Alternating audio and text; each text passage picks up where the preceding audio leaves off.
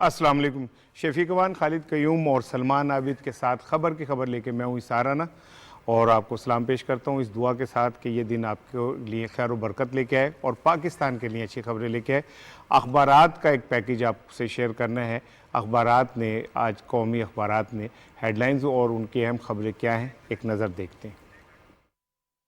नून league में इख्तलाफात, वफाकी वज़रा की अपोजिशन के कारनामों की तफसीलात और तालिबान का अफगान अमन के लिए पाकिस्तान की कोशिशों का एतराफ़ आज की अखबारात की टॉप स्टोरीज हैं। नून लीग में इख्तलाफात पर रोजनामा दुनिया की सुर्खी के अल्फाज हैं। नून लीग इख्तलाफात का एतराफ़, तमाम इदारों से शफाफ इलेक्शन, मुतालबा नहीं, हमारा हक, शहबाज शरीफ झगड़े क़यादत के हैं, ख्वाजा आसिफ। रोजनामा एक्सप्रेस ने वफाकी वजीर इत्तलात और नशरियात चौधरी फवाद हुसैन की प्रेस टॉक को अहमियत दी।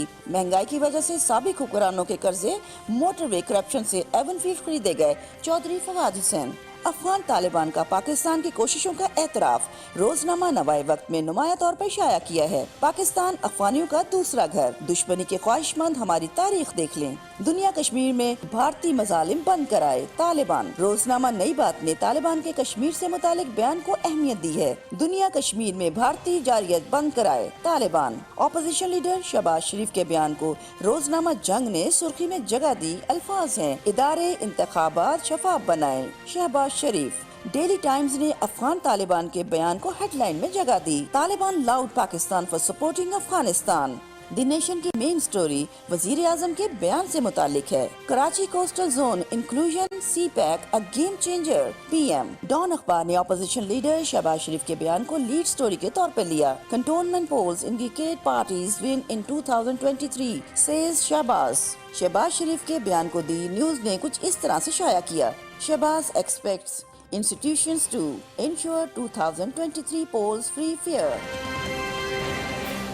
ये थी अखबारात पे एक नज़र। अब रन डाउन में आपसे शेयर करता हूँ प्रोग्राम का, खबर की खबर का। और आज का प्रोग्राम कुछ इस तरह है। वज़ीर आज़म का दौरा कराची, कराची सर्कुलर रेलवे का संग बुनियाद रखेंगे। मुस्लिम लीग नून में बयानी की खलीज मजीद गहरी हो गई, ख्वाजा आसिफ और हमजा शहबाज भी बोल पड़े। शरीफ बरादरान के लंदन फ्लैट्स मोटरवे की करप्शन से खरीदे गए, वफाकी वजीर इत्तलात और नशियात चौधरी फवाद हुसैन। दुनिया कश्मीर में भारतीय जारियत बंद कराए, तालिबान का मुतालबा।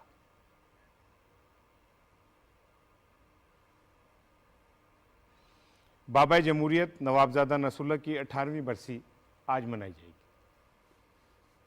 आज के प्रोग्राम में रोजनामा एक्सप्रेस का इदारिया, दहशतगर्दी और भारत का किरदार, और रोजनामा एक्सप्रेस ट्रिब्यून में वज़ीर ख़ारजा शाह महमूद कुरैशी का कालम भी शामिल है। टॉप ट्रेंड पे भी बात होगी। अक़वाम मुत्तहिदा में पाकिस्तान की सफारत का साइमा सलीम को दुनिया ने खराज तहसीन पेश किया है। अस्सलाम वालेकुम जनाब। शफीक साहब क्या हाल हैं? आप ठीक हैं? सलमान साहब, सलमान आज जरा थोड़े से डल से लग रहे हैं। नहीं यार, मेरा यंग चैप है, ऐसा ना कहें। आपके होते हुए क्योंकि आप आज आपका चेहरा रोशन है। अच्छा। लगता है कि भाभी ने ना सुबह आपको नाश्ता बना के दिया। ये वो किरणें हैं जो आपसे मुनक्किस होकर मेरे चेहरे पे पड़ रही हैं, जिससे मेरा चेहरा जो है वो रोशन नजर आ रहा है। सारे असरात जो हैं वो शफीक साहब के होते हैं। अच्छा, जोशी साहब भी आज फ्रेश लग रहे हैं। लेकिन उनके आपकी मैं ऑब्जर्वेशन को जरूर सलाम करूंगा। कहते हैं आप पे जो असरात होते हैं शफीक साहब के होते हैं। अच्छा जी, आज वज़ीर आज़म इमरान खान साहब कराची जा रहे हैं और कराची में रेलवे सर्कुलर रेलवे का संग बुनियाद रखेंगे। वहाँ पे उनको ब्रीफिंग दी जाएंगी तरक्याती कामों के हवाले से, और मुख्तलिफ लोगों से वहाँ पे मुलाकात भी है। एक रिपोर्ट इस पे बनी है, वो ज़रा पहले देखते हैं।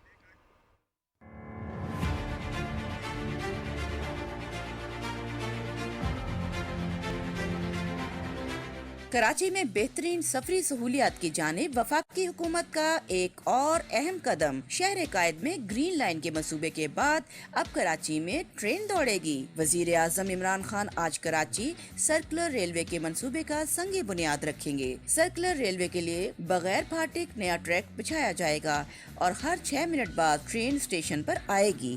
इस मंसूबे से यौमिया 3 से 5 लाख मुसाफिर मुस्तफीद होंगे। वजीर आजम इमरान खान ने अपनी ट्वीट में कराची कोस्टल डेवलपमेंट जोन के सी पैक में शमूलियत पर वजारत बहरी अमूर को शाबाश दी।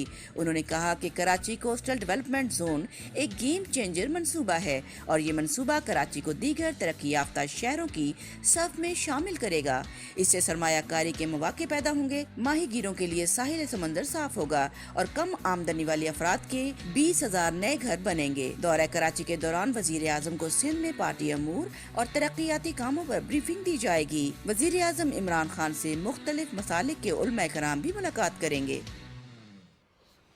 हमारे साथ मौजूद हैं आलमगीर खान साहब, तहरीक इंसाफ के रुकन असम्बली हैं और एक समाजी तंजीम है फिक्स इट, उसके बानी भी हैं।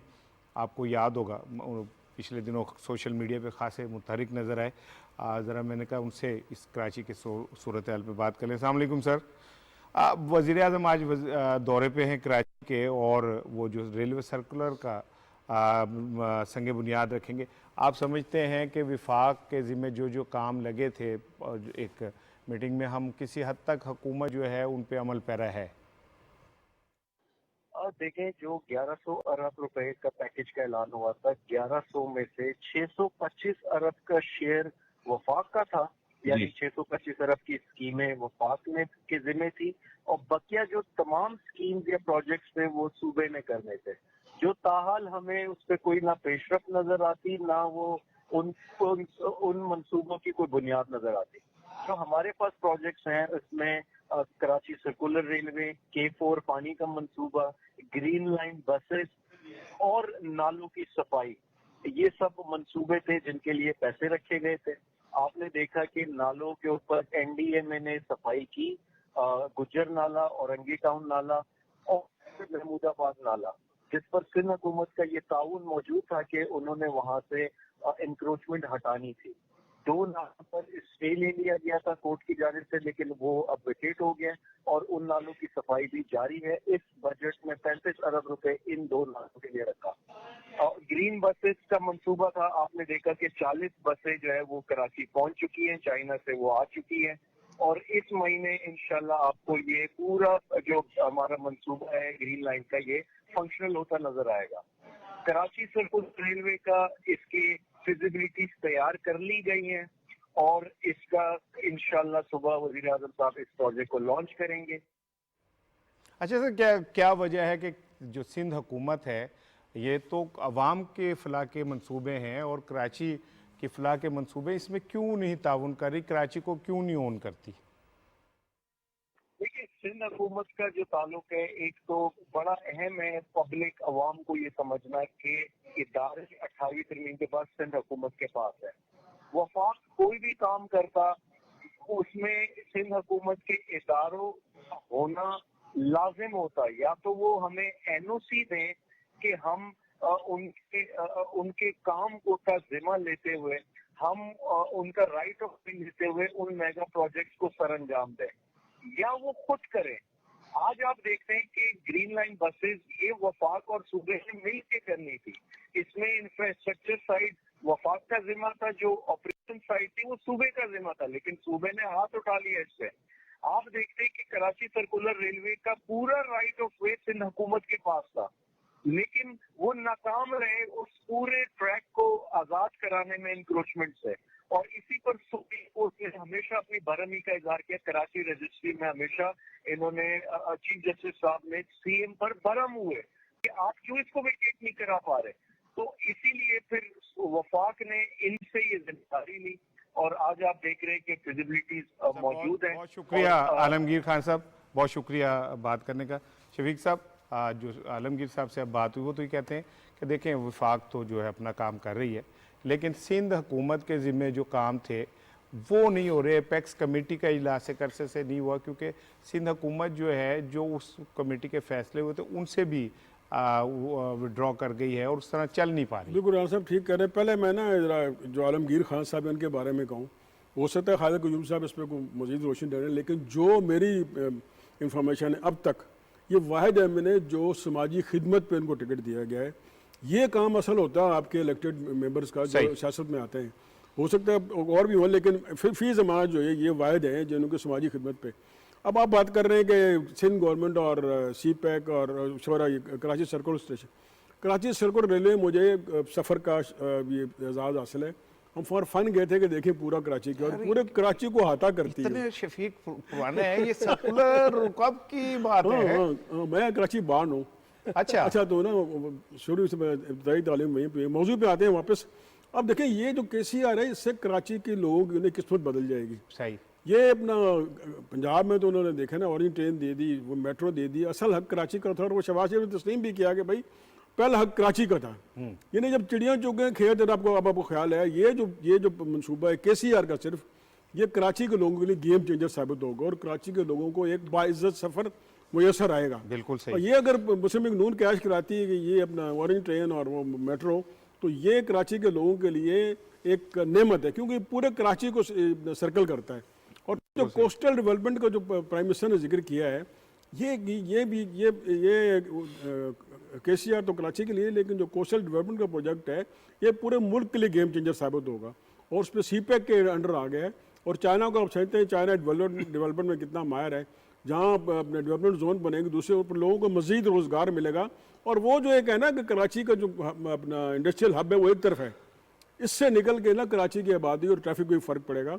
और ये अगला साल इलेक्शन का, और प्राइम मिनिस्टर बिल्कुल ठीक स्टेप उठा रहे हैं, इससे कराची की और मुल्क की जो है किस्मत चेंज हो जाए। सलमान साहब, अब वज़ीर आज़म का ये कहना है कि जो कराची का साहिली जोन जब CPEC में आएगा तो ये गेम चेंजर होगा। किस तरह, असरात क्या हैं इसके? देखिए ना, पहली बात तो आपको ये तस्लीम करनी पड़ेगी कि वफाकी हुकूमत और सूबाई हुकूमत में जो चपकलिश थी, उसकी वजह से सबसे ज़्यादा जो शहर मुतासिर हुआ है वो कराची हुआ। ठीक है। कराची के मामला। अब वफाकी हुकूमत को खुद उसके ऊपर बराह रास्त तवज्जो देनी पड़ रही है, क्योंकि सिंध हुकूमत किसी किस्म की कॉपरेशन करने के लिए, ताउन करने के लिए तैयार नज़र नहीं आती। ठीक। इसी वजह से अब जिस अंदाज से कराची के अंदर इनिशिएटिव लिए गए हैं, उससे यकीनी तौर पर कराची के लोगों को कुछ बुनियादी रिलीफ मिलेगा। अब आपने पूछा कि किस किस्म की अपॉर्चुनिटी मिलेंगी। सही। देखिए, मैं क्योंकि खुद कराची जाता रहा हूँ, कराची में जो ट्रांसपोर्ट है जी। वो एक बड़ा बुनियादी और सेंसिटिव इशू बना हुआ है, बिल्कुल एक जगह से दूसरी जगह पे जाने पे। अब ये ट्रांसपोर्ट चाहे वो बसेस की शक्ल में हो और चाहे वो रेल की शक्ल में हो, बिल्कुल ठीक। इससे लोगों को जो एक रिलीफ मिलेगा, उस रिलीफ मिलने के साथ साथ आपकी जो माशी एक्टिविटीज है, रोजगार जो है वो भी क्रिएट होगा। और जैसे शफीक अवान ने कहा कि जब CPEC के साथ उसको जोड़ेंगे तो यकीनी तौर पे उसमें इकोनॉमिक अपॉर्चुनिटीज क्रिएट होंगी। इकोनॉमिक अपॉर्चुनिटीज से मुराद ये होती है कि वहां इन्वेस्टमेंट होगी, वहां लोग आके सरमाया लगाएंगे, उससे रोजगार पैदा होगा, उससे आप लोगों को एक इकोनॉमिक अपॉर्चुनिटी के कॉन्टेक्स्ट में जोड़ेंगे। तो और जैसे हम कहते हैं कि कराची हमारा एक माशी हब है, तो उसी हब के कॉन्टेक्स्ट में फिर यहाँ पे ये चीज़ें डेवलप होनी है। और ये 18वीं तरमीम के बाद सिंध हुकूमत की प्राइम रिस्पॉन्सिबिलिटी थी कि वो ये अपनी रिस्पॉन्सिबिलिटी पूरी करती। लेकिन मसला ये है कि हम 18वीं तरमीम का शोर तो बहुत मचाते हैं, 18वीं तरमीम का ढंडोरा तो बहुत पीटते हैं, सिंध हुकूमत जो है वो सिंध कार्ड भी खेलती है 18वीं तरमीम के ऊपर, लेकिन वो कराची के कॉन्टेक्स्ट में जो वहाँ पे लोगों को बुनियादी फंडामेंटल्स मिलने चाहिए थे, वहाँ वो ये नहीं देती। ना वहाँ लोकल गवर्नमेंट का सिस्टम आता है, ना वहाँ लोगों के बेसिक्स इशूज़ आते हैं, चाहे वो पानी के इशूज़ हैं, चाहे वो कचरे के इशूज़ हैं, चाहे वो सैनिटेशन से रिलेटेड इशूज़ हैं, चाहे वो ट्रांसपोर्ट से रिलेटेड इशूज़ हैं, चाहे वो इंक्रोचमेंट से रिलेटेड इशूज़ हैं। यानी जो इलाके के बुनियादी मसले हैं, जब आपने उसको नज़रअंदाज कर दिया है तो वो कराची वाले कहाँ जाए। यानी वो जो जिन लोगों का मैंडेट था, उन कराची वालों ने दो बड़ी जमातों को मैंडेट दिया, MQM को और तहरीक इंसाफ को। अब उनकी तवज्जो का मरकज तो वफाक है ना जी, उनकी तवज्जो का मरकज इस वक्त सिंध नहीं है। तो मैं ये समझता हूँ कि बुनियादी तौर पे जो इनिशिएटिव अब कराची के लिए ले जा रहे हैं, अगले 1.5-2 साल में देखिएगा कि कराची के अंदर इन तमाम नए प्रोजेक्ट्स का एक इम्पैक्ट जो है वो कराची के लोगों को नजर आएगा, आना शुरू हो जाएगा। खालिद साहब, 1980 में जापान ने 4000 बसों की ऑफ़र की और उनका कि जी हम देते हैं, और आप ये जो छोटे छोटे चिंची टाइप वृक्ष वगैरह, इससे आप निकलें, क्योंकि कराची एक मेट्रोपॉलिटन दुनिया के जो 7-8 बड़े शहर हैं उनमें से एक है। लेकिन उसके बाद उस ऑफ़र की तरफ किसी ने तवज्जो ही नहीं दी। अच्छा, उसके बाद आप ये देखें कि कराची 6ठे नंबर पे था बदअमनी के हवाले से। सिक्योरिटी एजेंसीज, हमारे इदारों की जाफिशानी से हम अब अल्हम्दुलिल्लाह 128वें पे आए, हम बाहर निकल गए उससे। लेकिन इसके बावजूद अगर आप कराची का सफ़र करें, शफीक का एक्सपीरियंस है, सलमान का है, आपका भी होगा, और मेरा भी किसी हद तक कराची का एक्सपीरियंस है, तो आप ये देखेंगे कि कराची के शहरियों में एक ख़ास चीज़ जो मौजूद है ना, वो है लावारिस एहसास महरूमी। उन्हें ऐसे लगता है कि एमक्यूएम आती है, वो उन पे रूल करती है और छीना झपटी और वो करके चली जाती है, पीपल्स पार्टी है वो आके तवज्जो उसकी सारी सिंध के जो देही हैं उस पर चली जाती है। वो एक अब आहिस्ता आहिस्ता ये तो एक वक्त लगेगा ख़त्म करने के लिए, और विफाक जिस तरह पेनिट्रेट कर रहा है, मैं ये समझता हूँ कि कराची का हक था जो बहुत पहले पूरा होना चाहिए था। राना साहब देखिए कि ये कराची के आज जो हालात आपको नज़र आ रहे हैं, ये हमारे जो माजी के हुक्मरान हैं और मौजूदा सिंध हुकूमत ने जिस तरह नज़रअंदाज किया है, उसकी वजह से यहाँ तक मसाइल जो हैं वो पहुँचे हैं। देखिए 65% जो वफाक का रेवेन्यू है वो कराची से जनरेट होता है, और 90% जो सूबे का रेवेन्यू है वो भी कराची से जनरेट होता है, लेकिन वहाँ पर पानी, साफ पानी दस्तयाब नहीं है, वहाँ ट्रांसपोर्ट की सहूलियात नहीं है, और वहाँ पर बिजली जो है उसकी सहूलत मुकम्मल तौर पर वहाँ मौजूद नहीं है। और कराची की इस वक्त जो पानी की ज़रूरत है वो 1 अरब गैलन है, लेकिन वहाँ पर सिर्फ 45 करोड़ गैलन जो है वो योमिया इस वक्त दस्तयाब है।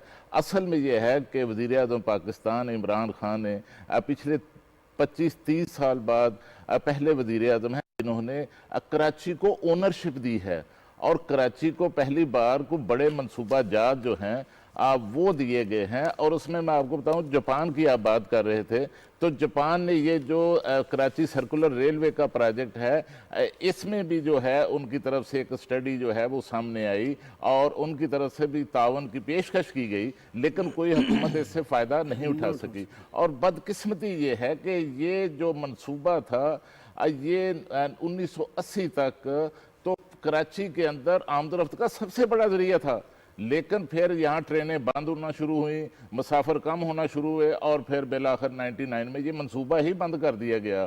तो अब ये जो मंसूबा शुरू हो रहा है, इसमें जो हमारी नून लीग की हुकूमत, साबिक़ हुकूमत थी, उसने जिस तरह लाहौर के अंदर शफीक अवान बात कर रहे थे या सलमान बात कर रहे थे कि वहाँ पर तो ऑरेंज लाइन ट्रेन का मंसूबा दे दिया गया, सी पैक में शामिल कर दिया गया, लेकिन 2016 के अंदर उस वक्त के जो सिंध के जो चीफ मिनिस्टर थे उनकी तरफ से उनकी दरख्वास्त पर चाइना जो है सी पैक में ये मंसूबा शामिल करने पर, कराची सर्कुलर रेलवे का मंसूबा शामिल करने पर आमादा हो गया था।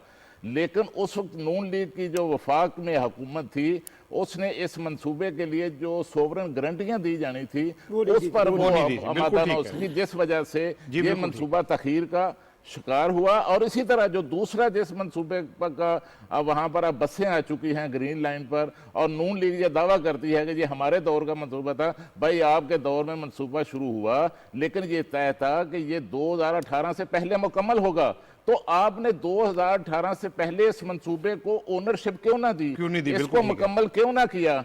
और अब जो दूसरा अधूरा मंसूबा नून लीग छोड़ गई थी K4 का, उस मंसूबे पर भी जो है 2023 तक जो है काम जो है वो मुकम्मल हो जाएगा। और इसके साथ जो कोस्टल डेवलपमेंट का मंसूबा सी पैक में शामिल हुआ है, इस पर $3.5 अरब जो है वो चाइनीज, ये लोन नहीं है, कर्जा नहीं, ठीक है, मैं अगले में जाना चाह रहा हूं। इन्वेस्टर जो है इसमें सरमायाकारी करके। अच्छा सर, अब कल एक क्या नाम है वर्कर्स कन्वेंशन था, उसमें शबाशी साहब ने बड़ी ज़बरदस्त तकरीर की, बड़े अरसे बाद माइक के ऊपर भी हाथ मारे उन्होंने, ज़रा जज्बाती भी रहे, लेकिन वहाँ पे ख्वाजा आसिफ साहब का ये कहना था कि जो झगड़े हैं वो क़यादत में नहीं, वो वर्कर्स में नहीं है, वो क़यादत में। एक दफ़ा फिर एतराफ़ किया और पब्लिकली किया, अमूमन पब्लिकली एतराफ़ नहीं होता। फिर दूसरी चीज़ जो टर्निंग वो थी मुस्लिम लीग नून की सियासत के हवाले से, वो हमजा साहब का बयान था। उन्होंने कैटेगोरिकली मरियम साहिबा का जो चंद दिन पहले का एक बयान था उसकी नफ़ी की, और उन्होंने देखें ये पहली दफ़ा हुआ है कि एक शरीफ फैमिली के अंदर से विद इन फैमिली किसी ने मरियम के जो बयानिया है उसको पब्लिकली रद्द किया। और हमजा साहब ने तो बड़े कैटेगोरिकली कहा कि अगर मरियम ने ये कहा था कि जी मैं उस गुनाह में शामिल नहीं थी, लेकिन हमजा साहब ने कहा कि कुछ फैसले कौमी मुफाद में होते हैं, यानी उन्होंने उनको उनके ना सिर्फ बयान की नफ़ी की बल्कि उन्होंने उन्हें एक ये सबक भी दिया कि आप कौमी मुफाद का सोचें, अपनी ज़ात से बाहर निकल के सोचें। शफीक साहब, क्या आप नहीं समझते कि ये जो खलीज बढ़ती जा रही है, अब तो बिल्कुल क्लियर हो गया कि एक जानिब एक ऐसा ग्रुप मौजूद है जो ये चाहता है कि इस सिस्टम में रह के वो आगे बढ़े, और एक तरफ मरियम साहिबा, लेकिन मरियम साहिबा ने तो खुद अपने वालिद साहब की भी नफी कर दी, और ख्वाजा आसिफ ने भी कहा, बाकियों ने कहा कि हमने तो मियां साहब से अप्रूवल लेके आगे बढ़े थे। फरमा रहे हैं। अब इसमें देखें ये है कि अब मैंने जब ये ख्वाजा साहब की तकरीर सुनी और हमजा का वो देखा, तो मैंने 2-3 मुस्लिम लीगों से पूछा, मैं क्या क्यों हो रहा है, कर क्यों रहे हो? वो कहते हैं हम आवाज़ उठाएंगे लेकिन हम पार्टी डिसिप्लिन में रह के आवाज़ उठे। मैं ख्वाजा साहब ने तो ओपन कह दिए और हमजा ने भी ओपन कह दिए। तो मैं कहा तो आप लोग से 5-6 बंदे, उन्होंने कहा कि हम 53 बंदे, 53 MNAs हैं, MNAs और मेन जो टिकट होल्डर हैं। अब हम कोशिश कर रहे हैं कि एक बड़ा इजलास बुलाया जाए जिसमें नवाज शरीफ साहब को कहा जाए कि हमारी बात सुने, और वो अपना मुद्दा बयान करें। वो कहते हैं ये डिस्कस हुआ एक मीटिंग में और ये इजलास की तय भी हो गया, उसको इजलास करेंगे। लेकिन जब उन्हें पता चला कि एक बड़ी तादाद MNAs के, उनके सियासी जो फ्रंट रनर हैं या टिकट होल्डर हैं, वो जो बयानिया नवाज शरीफ का या मरियम का है वो उस पर नहीं जा रहे हैं, वो शहबाज शरीफ को सपोर्ट कर रहे हैं। अच्छा, उस पर ये मीटिंग पोस्टपोन कर दी। इसमें मैंने कहा आपकी चीज़ें नज़र नहीं आ रही। कह रहे हम बिल्कुल काम कर रहे हैं, और कह रहे हैं पार्टी के अंदर पार्टी हमारी बात माने। तो मैंने कहा पंजाब में क्या हो रहा है? पंजाब में आप बात करें तो हमजा शहबाज काम कर रहे हैं, पंजाब में भी यही हाल है, क्योंकि असल में पंजाब में सियासी फैमिलियाँ होती हैं। चौधरी साहब इस पर रोशनी डालेंगे। सियासी फैमिलियों को ना सिर्फ अपने शनाख्त चाहिए, अपना MNAship चाहिए, अपना इक़्तिदार चाहिए। ठीक है। वो कहते हैं कि वो भी ये देख रहे हैं कि अगर हमने नवाज शरीफ का बयानिया अपनाया तो फिर हम कहीं के नहीं रहेंगे। तो कहते हैं आइंदा भी आवाज़ें उठेंगी। तो मैंने कहा मुखालिफ आवाज़ें भी आएंगी। कहते हैं हाँ सब्र करें, इंतजार करें। ये ख्वाजा साहब और हमजा के खिलाफ बाकायदा दूसरी तरफ से एक बाकायदा कैंपेन शुरू होगी कि ये मियाँ साहब के बयानी के खिलाफ हैं और इनको स्नैप किया जाए। कहते हैं ये हमारी जंग शुरू हो गई है, लेकिन हम कोशिश करेंगे डिसिप्लिन में रह के ना, हम अपनी स्ट्रेंथ बना रहे हैं पंजाब में भी और पार्लियामेंट में भी, कि वो हमारे साथ हैं और मियाँ साहब इधर आओ। बिल्कुल शफीक दुरुस्त कह रहा है कि पंजाब के अंदर बड़ी सियासी फैमिलियां हैं, वो अगले इलेक्शन से पहले किसी न किसी पार्टी में शामिल होना चाहती हैं, नून लीग में भी शामिल होना चाहते हैं, लेकिन वो नून लीग का जो मज़ाहमती बयानिया है राणा साहब, उसके साथ वो शामिल होने के लिए तैयार नहीं है। वो चाहते हैं कि अगर शहबाज शरीफ साहब जो हैं उनका कोई रोल पार्टी के अंदर बढ़ता है तो फिर वो कुछ इस हवाले से सोच सकते हैं। और दूसरा ये जो इतराफ़ किया है ख्वाजा मोहम्मद आसफ ने पार्टी के अंदर पार्टी की आदत में इख्तलाफात का, ये ऊपर से लेकर अब निचली सतह तक जा चुका है। और ये सिर्फ ये नहीं कि आज एक कज़न ने दूसरे कज़न के बयानिए की नफ़ी की है और एक नायब सदर ने दूसरी नायब सदर के बयानिए की, क्योंकि हमजा शहबाज भी नायब सदर हैं जिस तरह मरियम नवाज नायब सदर हैं, और खुलकर उनका जो बयानिया है उनकी जो है वो उसको मुस्तरद किया गया है और उसकी नफ़ी की गई है। इसके साथ और भी बेशुमार मसाले हैं। मसलन कल आप जो कन्वेंशन था रावलपिंडी का, वहाँ जो सीनियर नायब सदर थे शाहिद खान अब्बासी, वो तो उस कन्वेंशन में शरीक नहीं हुए। वहाँ पर वहाँ पिंडी से उनका तल्लक है, वो इस्लामाबाद में रहते हैं। लेकिन ये शो था जो मुफाहमती बयानिया वाली क़यादत थी, उसका ये शो था। उसमें ख्वाजा आसफ थे, राणा तनवीर थे, बाकी लोग थे। और उसके साथ अगर आप देखेंगे राणा तनवीर और जवेल लतीफ़, ये दोनों के हल्के आपस में इकट्ठे हैं, उनकी बाउंड्री मिलती है, लेकिन एक दूसरे के साथ उनका बोलचाल बंद है। इसी तरह आप फैसलाबाद जाएं तो शेर अली और आबद शेर अली और राणा सनाउल्लाह का आपस में बोलचाल बंद है। और इसी तरह राजा जफरुल हक और शाहिद खान अब्बासी का जो है आपस में कोई मरासम नहीं, बल्कि पिछले इलेक्शन में शाहिद खान अब्बासी ने राजा जफरुल हक के बेटे के साथ कंपेन ही नहीं की थी, एक आज़ाद उम्मीदवार को उन्होंने सपोर्ट किया था। तो इस तरह की ये इख्तलाफात की जो मसाले हैं, ये पूरी पार्टी के अंदर अब हर सतह पर आ चुके हैं। बिल्कुल। सलमान, मैं आपकी तरफ आऊँगा, लेकिन हमें ज्वाइन किया है मुस्लिम लीग नून के MNA अली परवेज़ मलिक साहब ने। मैं चाह रहा हूँ ज़रा उनसे बात करके फिर सलमान मैं आपकी तरफ आता हूँ। अली साहब अस्सलाम वालेकुम। अब ये इख्तलाफात के ऊपर हम बात कर रहे हैं, और अब तो जो इख्तलाफात दरूने खाना थे वो ज़बान पे आ गए हैं और पब्लिकली जलसों के अंदर इस पे गुफ्तगू शुरू हो गई है। देखिए, बात इस तरह से है कि ये जो पाकिस्तान मुस्लिम लीग नवाज है, ये एक सियासी पार्टी है। यहाँ पे लोगों का डिफरेंट नजरिया होता है, डिफरेंट पॉइंट ऑफ व्यू होता है, वो हर बंदा उसके ऊपर बात करने की कोशिश करता है।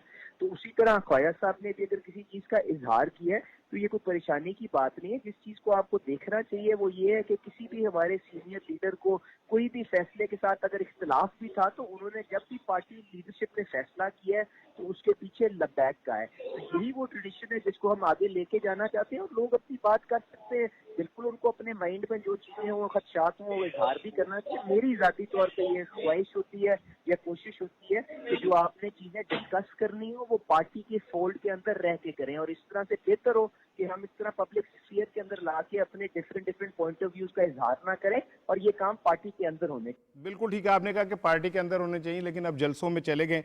हमजा साहब ने भी कल बबांगे दोहल मरियम साहिबा के बयानिए की नफ़ी की, बल्कि उन्होंने एक जुमला कहा कि हमें कौमी मुफाद पे सोचना चाहिए ज़ाती मुफाद से निकल के। तो इस पे आप क्या कहेंगे?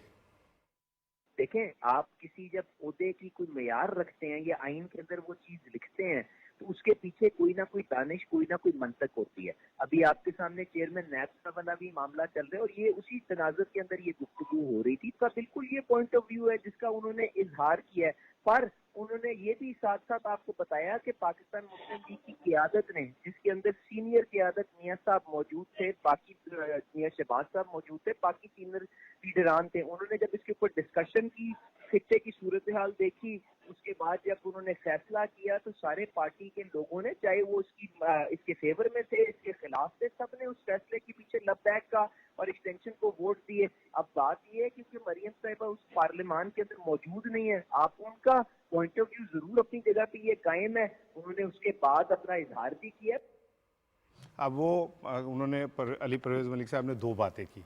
एक तो उन्होंने एतराफ़ किया कि हाँ पब्लिकली ये इख्तलाफात नहीं आने चाहिए, दूसरी उन्होंने कहा कि मरियम साहब पार्लियामेंट में ही नहीं है तो वो जो मर्जी कहते रहे, उनको आज़ादी है। देखिए, मैंने आपको पहले भी कहा था कि 2023 के इलेक्शन के तनाजुर में शहबाज शरीफ एक्टिव हो गया।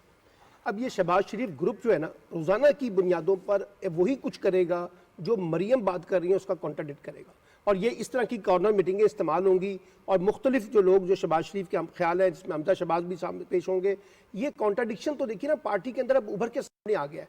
अच्छा, अब इसके अंदर होना क्या चाहिए था? असल में तो बात ये थी ना कि नवाज शरीफ साहब पार्टी के सरबराह हैं, वो बैठ के तय कर लें बहुत से मामला, लेकिन वो कर नहीं रहे ना। इस वजह से शहबाज शरीफ को पेनिट्रेट करना पड़ रहा है और फिर ख्वाजा आसिफ को पेनिट्रेट करना पड़ रहा है, राना तनवीर को पेनिट्रेट करना पड़ रहा है। और ये जो बात ख्वाजा आसिफ ने की ना कि असल लड़ाई जो है वो ऊपर की सतह के ऊपर है। अच्छा, वो ऊपर की सतह पे इसलिए है कि आप एक नैरेटिव रिबिल्ड नहीं कर पा रहे, आप ये तय नहीं कर पा रहे कि हमने 2023 के इलेक्शन में किस नैरेटिव के साथ जाना है। अगर एक नैरेटिव शहबाज शरीफ पेश करेंगे और उसकी मरियम ने वो तरदीद करनी है या एक बिल्कुल दूसरे तरीके से बात करनी है, इवन वो तो अपने वालिद के फैसले की भी उन्होंने नफी कर दी। यानी जो पार्टी के अंदर बैठ के जो पूरी इज्तिमाई तौर पे तय हुआ था उसको भी वो कहती है कि ये फैसला ठीक नहीं है। तो अगर उनको इतना एतराज है तो अपने वालिद से जाके बात करें। लेकिन अब वो पार्टी के अंदर जो बुनियादी तौर पे इख्तलाफात है ना, उनको उभार रही हैं। क्यों उभार रही हैं? उसकी एक वजह सुन लें, आखिरी बात, वो इसलिए उभार रही हैं ताकि शहबाज शरीफ को काउंटर किया जाए, हमजा शहबाज को काउंटर किया जाए। और उन्होंने एक खास मनसूबाबंदी के तहत अपने ग्रुप को कह दिया है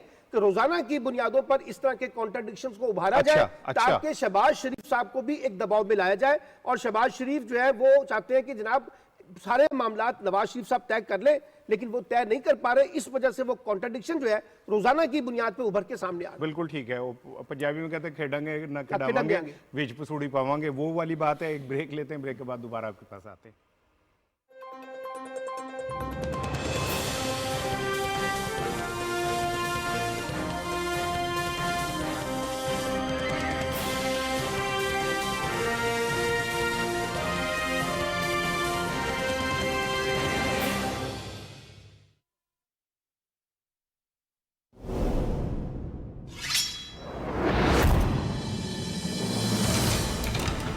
आपने जो खेल शुरू किया है बिल्की खातून, उसे बर्बाद कर दूंगा। तुम्हें बहुत लाशें देखनी है अभी और खून बहाना है इसके लिए। सिर्फ तुम्हारी नहीं, तुम्हारे मालिक की जान भी कर्ज है मुझ पर। अगर मेरे बेटे को कुछ हुआ कमानदार, तो मैं किले को तबाह बर्बाद कर दूंगा। उनके बेटे को कैसे सजा दिलवानी है अच्छी तरह जानती हूँ। तुम्हारे बेटे का ही नहीं बल्कि तुम्हारा भी इख्तिताम होगा। इस हार के लिए उसने अपनी बेटियों को खतरे में डाला। तलवार फेंक तो कातिल। मैं कातिल नहीं हूँ।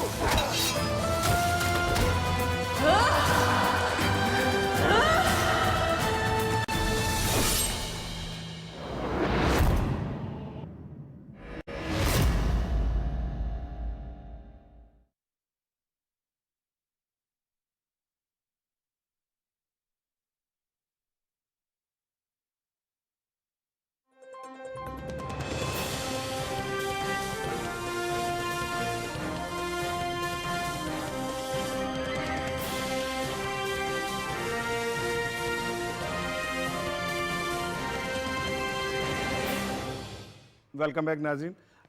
कल फवाद चौधरी साहब ने और मुराद सईद साहब ने एक प्रेस कॉन्फ्रेंस की। उस प्रेस कॉन्फ्रेंस में क्या बात हुई, एक रिपोर्ट आपको दिखाते हैं, फिर इसके ऊपर गुफ्तगू करते हैं। जब हमारे यहाँ मोटरवे साइन हो रही थी, उसी वक्त Nawaz Sharif and family Avenfield apartments खरीद रही थी लंदन में। ये पैसा मुल्क से बाहर जा रहा था। वफाकी वजीर तो नशरियात चौधरी फवाद हुसैन ने शरीफ खानदान और आसिफ अली जरदारी की करप्शन एक बार फिर अवाम के सामने रख दी। इस्लामाबाद में वफाकी वजीर मुराद सईद के हमरा प्रेस कॉन्फ्रेंस करते हुए वफाकी वजीर इत्तलात और नशरियात चौधरी फवाद हुसैन का कहना था कि इमरान खान करप्शन के खिलाफ थे जो सड़कों के नाम पर की जाती थी। सड़कों के ठेकों पर बहुत बड़ी करप्शन की जाती थी और पैसा मुल्क से बाहर जाता था। इधर लाहौर इस्लामाबाद मोटरवे मुआहदे पर दस्तखत हो रहे थे, उधर लंदन में एवन फील्ड अपार्टमेंट खरीदे जा रहे थे। जरदारी और शरीफ खानदान ने कर्जे लेकर पैसा बाहर भेजा। इमरान खान करप्शन के खिलाफ थे जो सड़कों के नाम के ऊपर की जा रही थी। जब हमारे यहाँ मोटरवे साइन हो रही थी, उसी वक्त Nawaz Sharif and family Avenfield apartments खरीद रही थी लंदन में, यूके में। तो क्या हो रहा था?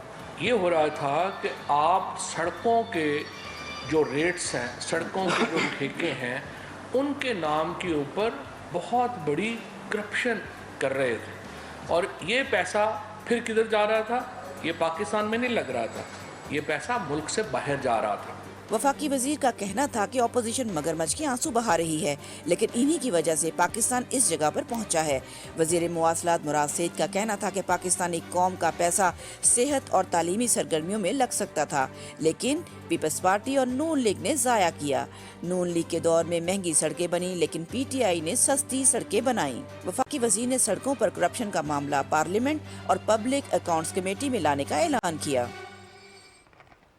फवाद साहब के हवाले से ये रिपोर्ट और जो मुराद सईद साहब दोनों ने प्रेस कॉन्फ्रेंस की, उस पे हमने एक रिपोर्ट आपसे शेयर की। शफीक साहब, ये जो फवाद साहब ने कहा है वो ये कहा है कि जी जो सड़कें बनी, उन सड़कों के अंदर करप्शन इतनी हुई कि उन पैसों से एवन फील्ड और इस तरह के वो बने।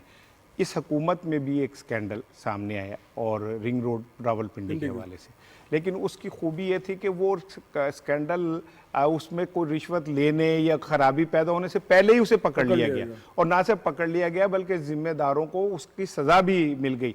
तो शफाफियत तो इस हद तक तो है कि बनने के बाद, कोई चीज़ की करप्शन होने के बाद नहीं, उस रोला पहले ही पकड़ लिया गया। अब ये जो फवाद साहब कह रहे हैं, इस पे आपका क्या कहना है? कि देखें राणा साहब, देखिए ये शरीफ खानदान की जो असल में सारे करप्शन को होती है मनी ट्रेल, ठीक, कि पैसा आपने कैसे भेजा। और जो चोर होता है ना, चोर वो अपना ना चाहे जितना बड़ा खोजी हो, ये तो हाँ ये तो माहिर है इन कामों में ना, तो आम खोजी मेरे और आपके सबको ट्रेल डिस्कस कर लेगा, हमें तो थ्रू बैंकिंग के अपना जरिए से भेजने। अब देखें ये इन्होंने मनी ट्रेल भी इन्होंने देख ली कि 25 अरब हमजाब क्या आ रहा है, 50 अरब इनके आ रहा है। तो ये सब हम पहले डिस्कस कर चुके हैं कि उन्हें नहीं पता इनके पैसे आए, अकाउंट में पैसे आ गए। फिर ये देखें कि ये एक होता है सर्कमस्टेंशियल एविडेंस। फवाद साहब ने इससे जिक्र किया कि इधर ये प्रोजेक्ट बन रहे थे, उधर उनके फ्लैट खरीद रहे थे। तो यानी एक सर्कमस्टेंशियल एविडेंस जो है इसको कोर्ट मानती है। और ये भी है मनी ट्रेल तो उन्होंने सारा ट्रेस आउट करके दे दिया कि आपके अकाउंट में इतने पैसे आए, फलाना पापड़ वाले कितने आए, फलाना रेडी वाले कितने आए। तो ये सारा उन्होंने, और ये सब खरीदे गए उस दौर में। ठीक, तो इस बात का जवाब देना चाहिए। और मैं समझता हूँ कि एक तो आपको एविडेंस होती है, हार्ड एविडेंस होती है, लेकिन हार्ड एविडेंस के साथ जो सर्कमस्टेंशियल एविडेंस होती है ना, उसकी भी बहुत वैल्यू होती है। बिल्कुल भाई अगर आप आज आपकी ये सैलरी है तो भाई आपने 10 करोड़ का घर खरीद लिया है, तो ये सर्कमस्टेंशियल एविडेंस आ जाएगी, भाई ये घर कहाँ से खरीदा आपने, तो वो फ्लैट उन्होंने कहाँ से खरीदे, ये उनको जवाब देना पड़ेगा। ये मेरे और आपके पैसे हैं, और ऐसे माहिर बेशक हैं, लेकिन हमारे नैब और दूसरे इदारों में भी ऐसे लोग हैं जो ये सारे अनर्थ कर सकते हैं, और इन्हें जवाबदेह होना होगा। खालिद साहब, कल की प्रेस कॉन्फ्रेंस में एक अहम बात जो थी वो ये थी कि फवाद साहब ने कहा कि हम ये सारी करप्शन के सबूत पार्लियामेंट में लेके जाएंगे और पब्लिक अकाउंट्स कमेटी में लेके जाएंगे। इसका मतलब ये हुआ कि हुकूमत भी ये चाहती है कि इन मामलात को एक दफ़ा पार्लियामेंट में भी डिस्कस किया जाए, ताकि जो बाकी पार्लियामेंटेरियंस हैं उनको भी पता चले कि करप्शन कहाँ हुई, कैसे हुई, और जो अकाउंट्स कमेटियाँ, पब्लिक अकाउंट्स कमेटियाँ, वो भी अपना रोल प्ले करें, और विद इन पार्लियामेंट्स जो लोग बैठे हैं काली भेड़े, उनके चेहरे जो हैं बेनकाब हों। देखिए, हुकूमत ने ये दुरुस्त समत में ये फैसला किया है, क्योंकि हमारी अदालतों के अंदर जो केसेस हैं, ख़ास तौर पर अगर आप देखें कि शहबाज शरीफ साहब के ख़िलाफ़ जो है इत्तेसाब अदालत के अंदर लाहौर के अंदर जो 7 अरब रुपए की मनी लॉन्ड्रिंग का उनकी फैमिली के ख़िलाफ़ केस चल रहा है, वो तो अभी जिस तरह हमने पहले भी एक दिन बात की कि 150 गवाहान हैं, जिनमें से एक साल में सिर्फ 4 गवाहों के बयान कलमबंद हुए हैं। वो तो अदालतों के ज़रिए तो लगता है कि शायद इतना जल्द कोई फ़ैसला ना आ सके और अगले इंतखाबात आ जाएं। तो इसी तरह FIA के अंदर भी जो 25 अरब रुपए की जो मनी लॉन्ड्रिंग का जो केस है, वो भी आप देख रहे हैं कितना इल्तवा का शिकार है, और शरीफ फैमिली और ख़ास तौर पर शहबाज शरीफ और हमजा शहबाज इन्वेस्टिगेशन में तावन नहीं कर रहे ताकि इसको केस को तूल दिया जा सके। तो फिर उसके बाद हुकूमत के पास जो है ये एक चारा रह जाता है कि वो अगर किसी को उस तरह सजा जल्द नहीं दे सकते, लेकिन उनको एक्सपोज तो कर सकते हैं। तो एक्सपोज करने के लिए मैं समझता हूं कि वो पार्लियामेंट में लेकर जा रहे हैं और वो पब्लिक अकाउंट्स कमेटी में लेकर जा रहे हैं। और दूसरा, जिस तरह कल दोनों वफाकी वज़रा ने प्रेस कॉन्फ्रेंस करके इस हवाले से हकायक जो हैं वो सामने लाए हैं। दूसरा, मैं राना साहब आपको बताऊं कि सबसे जो आसान करप्शन होती है वो डेवलपमेंट के मंसूबों में होती है। अच्छा। और डेवलपमेंट के मंसूबों में भी सबसे जो महफूज करप्शन होती है वो जो बड़े प्रोजेक्ट्स होते हैं, रोड सेक्टर के खास तौर पर कंस्ट्रक्शन के, वहाँ पर जो है ज़्यादा लोग इन्वॉल्व नहीं होते। सिर्फ 2 पार्टियाँ जो हैं अब वो इन्वॉल्व होती हैं। और दूसरा, ये जो डेवलपमेंट के मंसूबे हैं इनमें जो करप्शन है वो इतनी महफूज है कि उसमें किसी की कोई चेक देने की ज़रूरत नहीं, कहीं और ज़राए जो हैं अब वो इस्तेमाल किए। ख़ास तौर पर बड़े मंसूबों में बरूने मुल्क इस तरह की अदायगियाँ जो हैं वो होती हैं। और ये दुरुस्त फरमाया वज़ीर इत्तलात साहब ने कि जिस वक्त यहाँ पर मुआहदा हो रहा था उस वक्त वहाँ पर जो है ये फ्लैट्स खरीदे जा रहे थे। और यही वजह है कि जो एवन फील्ड के जो फ्लैट्स थे वो शरीफ फैमिली, उनके जो ज़राए थे, आमदन के जो ज़राए थे, उनकी जो मनी ट्रेल थी वो साबित नहीं कर सकी। तो इस हवाले से जो है मुझे लगता है कि जिस तरह यहाँ पर इस केस के अंदर उनको जो जुर्माना किया गया है नवाज शरीफ साहब को, उसकी वसूली का अमल शुरू हो चुका है। इसी तरह अब जो है वहाँ पर ये जो फ्लैट्स हैं जहाँ ये शरीफ फैमिली और नवाज शरीफ साहब रह रहे हैं इस वक्त, अब इनको जब्त करने का जो अमल है वो भी हुकूमत किसी वक्त शुरू कर सकती है। बिल्कुल ठीक है। सलमान साहब, तालिबान के जो तर्जुमान है ज़बीहुल्लाह मुजाहिद साहब, उन्होंने कल एक बयान दिया और उसमें उन्होंने ये कहा कि जी हम डेफिनेटली एक अरसे से कह रहे हैं कि हम जंग नहीं चाहते, लेकिन उनका कि जो कश्मीरी हमारे भाई हैं और आलमी बरादरी जो है वो मजालिम जो है वो बंद करवाए। और फिर उन्होंने वज़ीर-ए-आज़म इमरान खान साहब का भी वो शुक्रिया अदा किया कि उन्होंने अफ़गानिस्तान के मौक़िफ़ को बहुत अच्छी तरह अक़वाम मुत्तहिदा में पेश किया। आप समझते हैं कि ज़बीहुल्लाह मुजाहिद साहब ने कश्मीर के हवाले से जो बात की, 2 चीज़ें मैं और रेफरेंस कर लूँ ताकि उस पर बात कीजिए। रोज़नामा एक्सप्रेस का जो इदारिया है वो भी इसी हवाले से है, और वो ये कहते हैं कि जो दुनिया है ये क्यों खामोश है, क्यों नहीं कश्मीर की तरफ तवज्जो देती। भारत उस पर काबिज़ है और फिर उसके बाद वहाँ पे जुल्म व सितम का जो एक उसने बाजार गर्म किया हुआ है। बेशुमार दहशतगर्दी के सबूत हमने दुनिया को, अक़वाम आलम को पेश किए। फिर शाह महमूद कुरैशी साहब वज़ीर ख़ारजा पाकिस्तान ने जो एक्सप्रेस ट्रिब्यून में कालम लिखा है उसमें उन्होंने कहा कि मकबूजा कश्मीर में इंसानी हकूक़ की पामाली का जो मुकदमा वो पाकिस्तान ने तो पेश कर दिया है। फिर उन्होंने कहा कि जी दुनिया को उस पर नोटिस लेना चाहिए, दुनिया क्यों नहीं उस पर ऊपर नोटिस लेती। हमने जो शवाहिद की मौजूदगी है वो भी पेश कर दिया। मैं चाह रहा हूँ इस पर आप बात करें। देखिए, चाहे वो शाह महमूद कुरैशी का कालम हो, एक्सप्रेस का दारिया हो, और या इस वक्त जो ज़बीहुल्लाह मुजाहिद साहब ने बात की है वो, या प्राइम मिनिस्टर की जो UN की स्पीच है वो भी, चारों जगह पे एक बुनियादी बात जो डेवलप की गई है वो ये की गई है कि आलमी दुनिया के जो तज़ादात हैं और जो उनके अंदर एक तासुब पाया जाता है इंसानी हकूक़ के कॉन्टेक्स्ट में, उसको बड़े बुरे तरीके से एक्सपोज किया हमने। और हमने ये बताया कि दुनिया जो है इंसानी हकूक़ पे दोहरे मेयारात जो है ना उससे बाहर निकले। यानी आप एक तरफ हम पे तनकीद करें और दूसरी तरफ जो कुछ मकबूजा कश्मीर में हिंदुस्तान कर रहा है या हिंदुस्तान के अंदर कर रहा है, असम के अंदर, उस पर हम खामोश रहें। उन्होंने कहा यह कॉन्ट्राडिक्शन नहीं चलेगा, एक बात। और प्राइम मिनिस्टर जो है वो उनकी जो पिछली 3 तकरीरें हैं यूएन के अंदर वो सबसे ज्यादा आपको पता है पॉपुलर हुई है, ट्विटर और टॉप ट्रेंड के ऊपर गई हैं। वजह क्या बनी?